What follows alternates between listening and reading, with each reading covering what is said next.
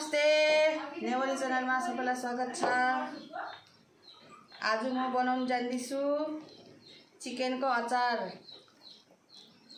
आज म अचार बनाउन जान्दैछु। हेर्नु होला अचार मैले कसरी बनाउँछु तपाईहरुलाई देखाउने वाला छु। उलाएर बोइल गर्नुपर्छ।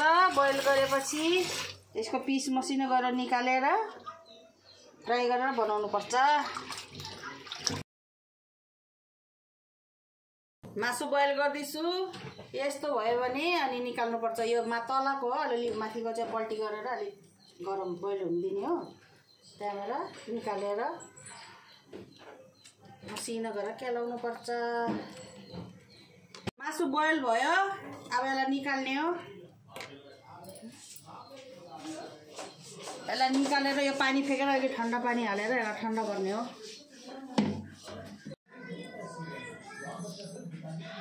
यसरी मसिनो मसिनो गरेर केलाउनु पर्छ। यसरी मजाले मसिनो गरेर बासेर ठुल्ठुलो भयो। अनि यस्तो गरेर यसलाई बनाउनु पर्छ। भयो यो मसिनो गरेर अब यसलाई फ्राई गर्नुपर्छ। अचारमा हाल्ने मसला हो यो सुके खुर्सानी, यो धनिया, यो जीरा, अरु यहाँ अजनामोटो पनि लिएको छु अलिकति टेस्टको लागि अलिकति हाल्दिने हो। यो अजनामोटो और यसमा टिम्बुर, यो टिम्बुर यो पनि हाल्दिने।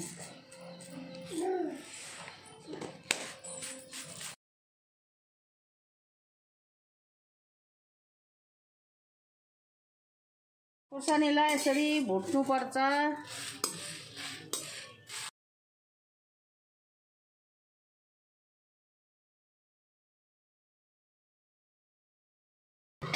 जीरा, टिम्बुर, धनिया भुट्ने हो।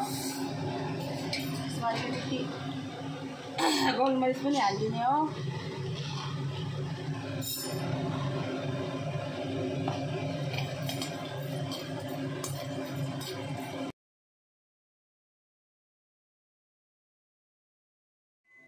अब यसलाई कुट्ने हो पक्लीमा हालेर।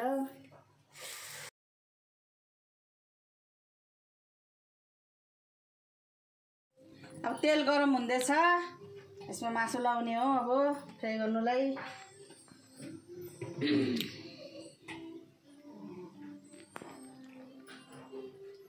तेल गरम भयो। अब हेर्नुस्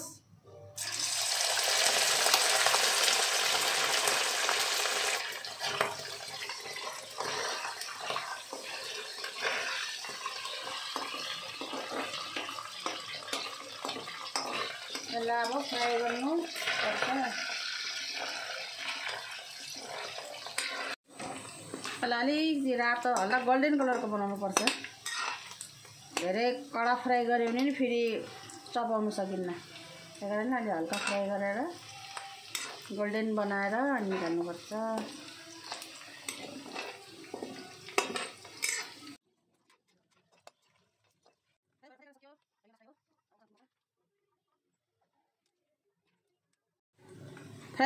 फ्राई गरेर सकियो। यो लास्ट फ्राई हो। अदुवा लसुन काटेर राखेको छु मसिनो गरेर। यसलाई पनि मासु फ्राई गरेपछि यसलाई पनि फ्राई गर्नुपर्छ तेलमा। यो अदुवा लसुन यसरी फ्राई गरेर यसलाई पनि यसरी फ्राई गर्नुपर्छ। फ्राई गरेर यो कुटेको मसला यसमा लगाइदिने हो।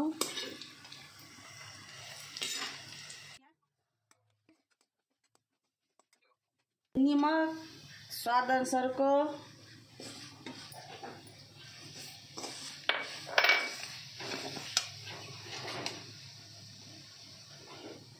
बेसर रङ अनुसारको,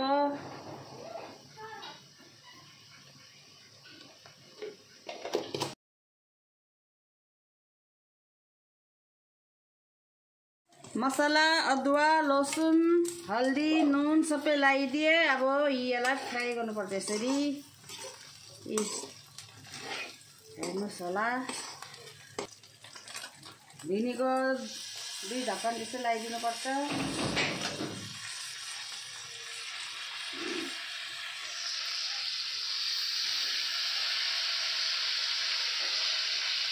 यसको लागि अलिकति अजिनामोटो हालिँदैछु।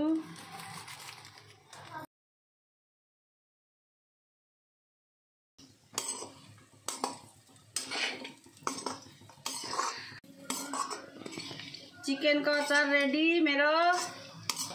अब यसलाई ग्यास बन्द गरेर उतारिदिने हो ग्यासबाट। मेरो अचार भयो। अब यसलाई ठन्डा गर्दैछु। यसलाई ठन्डा गरेर तपाईहरुले बोतलमा हालेर स्टोर गरेर राख्नुभयो भने 2-3 महिना नै खान सक्नुहुन्छ।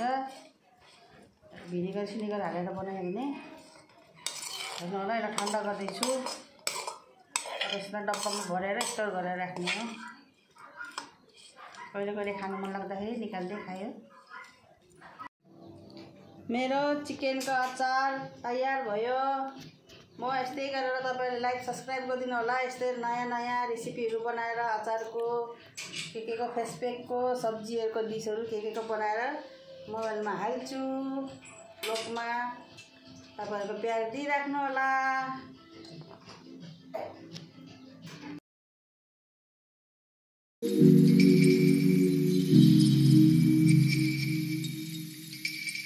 तयार कलर अचार चिकनको।